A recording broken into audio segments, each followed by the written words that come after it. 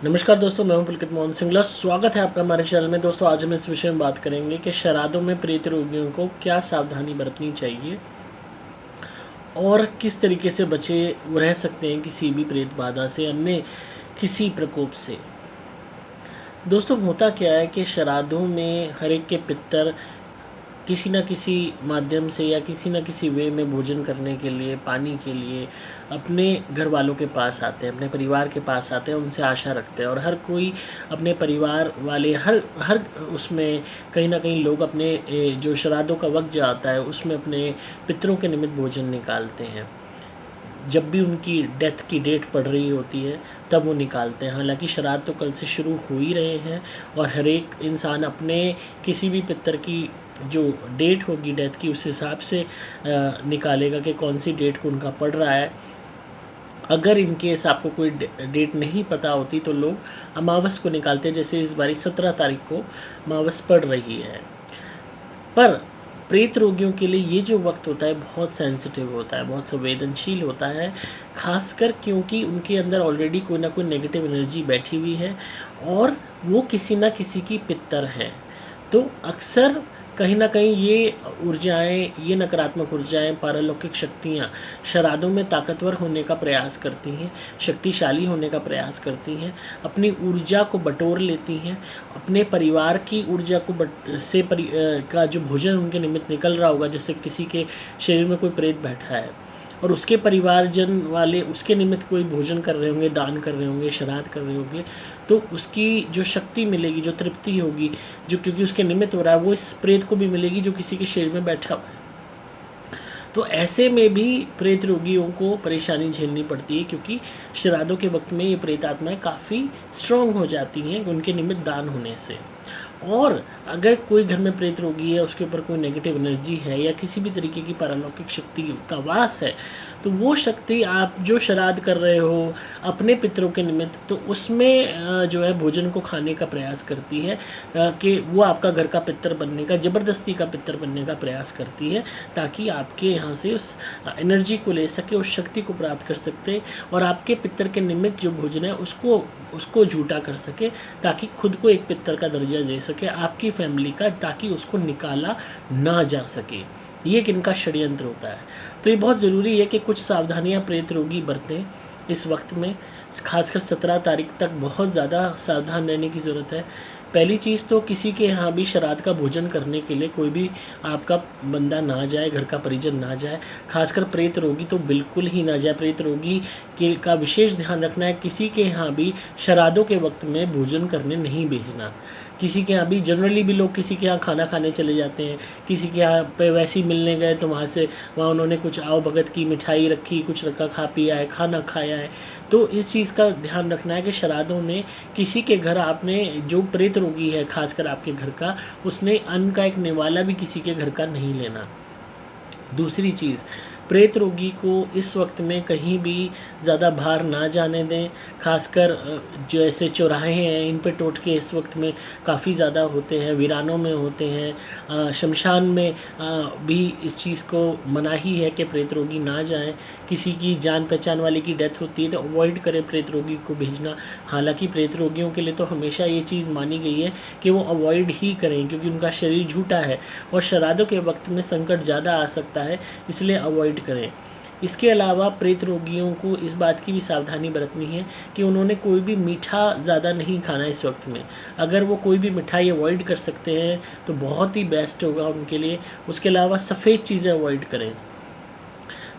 दही, पनीर, सफ़ेद चावल, खीर, कोई भी सफ़ेद मिठाई, बर्फ़ी, सफ़ेद रसगुल्ले, ये चीज़ें कम्प्लीटली अवॉइड करें, दिन में भी रात में भी। सफ़ेद बतासे प्रेत रोगियों के लिए विशेष ये चीज़ बहुत इम्पोर्टेंट है समझनी कि सफ़ेद चीज़ का और सफ़ेद मिठाई का, कोई भी वस्तु जो सफ़ेद है, जो सेवन करने में है, उसका बहुत ही ज़्यादा विशेष महत्व है, बहुत ही ज़्यादा। और श्राद्धों में तो खासकर इसका महत्व बहुत ज़्यादा तगड़ा होता है। अगर आप प्रेत रोगी हैं तो आपको नहीं पता कि इस टाइम में कितना आप परेशानी में आ सकते हो इन चीज़ों का सेवन करने से। तो सफ़ेद चीज़ें कम्प्लीटली अवॉइड करें। अगर घर में चावल बन भी रहे हैं तो उसमें हल्दी ज़रूर डालिए।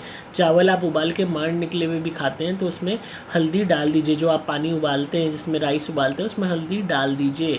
कम्प्लीटली सफ़ेद मत खाइए। और दूध रात को नहीं पीना प्रेत रोगियों ने, दिन में आप पी सकते हैं, बट अगेन उसमें थोड़ा सा या तो केसर मिला लीजिए या हल्की सी हल्दी मिला लीजिए। कम से कम एटलीस्ट वो कंप्लीट वाइट ना हो। और वैसे तो कोशिश में रहिए कि आप सफ़ेद मिठाइयाँ, खीर वगैरह ये अवॉइड करें। श्राद्धों के वक्त में बिल्कुल भी ना खाएं, क्योंकि आपके अंदर जो नेगेटिव ऊर्जा बैठी है उसको हम किसी भी तरीके से वो तृप्ति नहीं देंगे, वो शक्ति नहीं देंगे।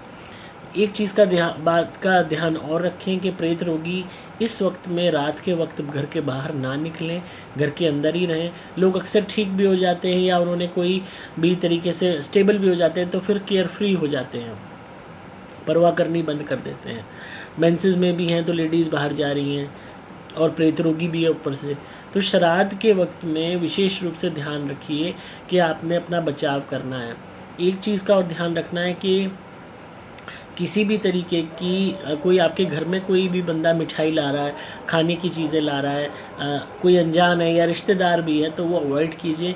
आज किसी का भरोसा नहीं, कौन बंदा टोना टोटका करके मिठाई श्राद्ध में अपने पितरों के निमित्त करके आपको खिला दे। और आज ज़माना इतना ख़राब है कि लोगों के अंदर शर्म नहीं बची, लोगों के अंदर भगवान का डर नहीं बचा, रिश्तों की मर्यादाएं ख़त्म हो चुकी हैं, रिश्तों की डर ख़त्म हो चुके हैं, सोसाइटी का डर ख़त्म हो चुका है। आज लोग बदनीयती पे उतरे हुए हैं, बदमाशी पे उतरे हुए हैं। उन्हें कोई परवाह नहीं कि हम क्या कर रहे हैं, इसका कर्म का अंजाम हमें क्या भुगतना पड़ेगा, इस चीज़ की उन्हें 1% सोच नहीं है। तो इसलिए अपना बचाव करने में ही भलाई है। उसके अलावा घर में रेगुलरली धुनी चालू रखें। जो भी लोग मेरे से जुड़े हुए हैं, धुनी से के साथ जुड़े हुए हैं, धुनी बंद नहीं करनी। श्राद्धों में आपने मैक्सिमम धुनी करनी है। नारियल के उतारे श्राद्धों में ज़्यादा से ज़्यादा करें, इसका विशेष लाभ आपको श्राद्धों में मिलेगा। और उतारा करते वक्त यही बोलें, जिसके ऊपर शरीर पे आवेश आता है, कोई भी चीज़ बोलती है शरीर पे, तो उतारे करते वक्त यही बोलें, तू जिसका भी पितर है, जिस भी घर का तू पितर है, वापस वहीं चला जाए। श्राद्धों के वक्त चल रहे हैं, जा वापस अपने घर चला जा। तू जहाँ का भी पितर है, जो भी तेरे माँ बाप हैं, जो भी तेरे घर वाले हैं, उनके पास वापस चला जा, वो तुझे बुला रहे हैं। इस तरीके से उतारा करते वक्त नारियल को जलाएं। तो बहुत आपको इसमें उपलब्धि हासिल मिलेगी अपने प्रेत रोगी को ठीक करने में। और मैक्सिमम उतारे कीजिए नारियल के श्राद्धों के वक्त में। 2-2, 3-3 उतारे रोज़ कीजिए, 4-4 उतारे रोज़ कीजिए। सुबह उतारा कर दिए, दोपहर को कर दिया, रात को कर दिया, कभी 2 इकट्ठे कर दिए, कभी 3 इकट्ठे कर दिए। रोज़ मैक्सिमम उतारे कीजिए। और यही बोलिए, अगर रेगुलरली एक्टिव कोई प्रेत आत्मा है शरीर पर जो बोलती है, कोई भी नेगेटिव एनर्जी शरीर पर बोलती है कि मैं फ़लाना हूँ, मैं ये हूँ, मैं वो हूँ, तो उतारा करते वक्त यही बोलिए, तो बोलो कि श्राद्ध चल रहे हैं, तो जिसका भी पितर है वापस वहीं चला जा, तेरे घर वाले तुझे बुला रहे हैं। ये कहते हुए उसका उतारा करते हुए नारियल को जला दीजिए। तो आप देखेंगे इसमें रिज़ल्ट काफ़ी अच्छे मिलेंगे। और धुनी रेगुलरली श्राद्धों के वक्त में कीजिए। और जितना हो सकता है घर में सात्विक रहिए। कोई भी तरीके का नॉनवेज घर में मत लाइए श्राद्धों के वक्त में। आप चाहे किसी भी धर्म को बिलोंग करते हैं, अगर आप अपने प्रेत रोगी को ठीक करना चाहते हो ना, तो श्राद्धों के वक्त में 17 तारीख तक इस बात का ध्यान रखिए कि आपने घर में कोई भी नॉनवेज नहीं बनाना, ना लाना है। घर का कोई मेंबर नॉनवेज ना खाए, अंडा भी घर में नहीं आएगा, ना बनेगा। और अगर आप शराब के आदी हैं तो श्राद्धों तक एटलीस्ट श्राद्ध बंद कर दीजिए। आप किसी भी धर्म के हैं, मैं बार बार बात रिपीट कर रहा हूँ, आपको कमाल के रिजल्ट्स मिलेंगे। ये 17 तारीख तक अगर आपने मीट, मांस, अंडा, शराब, मछली बंद कर दिया अपने घर में लाना, आप वो परिवर्तन देखेंगे जो आपने आज तक नहीं देखा होगा। उसके अलावा इस बात का ध्यान रखिए, इस वक्त में आपको मेरे क्रिया वाले नारियलों से उतारा मैक्सिमम करना है। घर में नारियल बनाते हैं तो उनसे भी उतारा ज़्यादा से ज़्यादा करें। और क्रिया वाले नारियल से उतारा मतलब जितना हो सकता है कीजिए। और यही बोलिए कि तुम जिसके भी पितर हो वापस वहीं चले जाओ जहाँ से आए हो, जो भी तुम्हारे घर वाले हैं वापस वहीं चले जाओ। श्राद्ध का वक्त है, वो तुम्हें बुला रहे हैं। उसको उतारा करते वक्त उस चीज़ को वापस भेजने का आदेश दो। अपने आप नेगेटिव एनर्जी को जाने पड़ेगा, उसको वहाँ पे महसूस होगा कि उसकी पुकार वहीं हो रही है और उसके निमित्त उसके घर वाले कोई ना कोई कुछ कर भी रहे होंगे। अच्छे अच्छे पितर को, कोई भी भूत प्रेत है, किसी ना किसी का तो पितर है ही, किसी ना किसी की फैमिली को तो बिलोंग करता ही था वो। जब चाहे भटक रहा है चाहे किसी के शरीर पे आ गया है तो याद भी आती है इन प्रेत आत्माओं को अपने घर वालों की। तो मैक्सिमम चांसेस ऐसे हो सकते हैं कि वो चीज़ वापस जाने पे मजबूर हो जाए या चली जाए। बाकी आप अपने घर के जो ये है, घर की जो प्रोटेक्शन है उसके लिए तो आपको मैंने धुनी दे ही रखी है, वो आप करते रहिए। और हमेशा इस बात का ध्यान रखिए कि श्राद्धों में आपको कोई भी ऐसी गलती नहीं करनी जिससे आप किसी भी तरीके से कोई जो है नेगेटिविटी को न्योता दो या किसी और परेशानी को न्योता दो। तो इन सावधानियों को आप बरतेंगे तो हमेशा आपका बचाव होगा। बाकी सभी प्रेत रोगी जो भी जुड़े हुए हैं हमारे साथ, उन सबको हमने अभी मंत्र कवच या लॉकेट पहना ही रखा है उनकी रक्षा के लिए। पर उसके अलावा भी आप ये जो सावधानियां मैंने बताई हैं इनको ज़रूर बरतिए, इनसे हमेशा आपको फ़ायदा मिलेगा, हमेशा आपका बचाव होता रहेगा। तो आई होप आपको आज की वीडियो पसंद आई होगी। तो इसी तरह सुनते रहिए, प्यार देते रहिए, सब्सक्राइब कीजिए चैनल को ताकि आपको पारलौकिक और आध्यात्मिक दुनिया का ज्ञान मिलता रहे।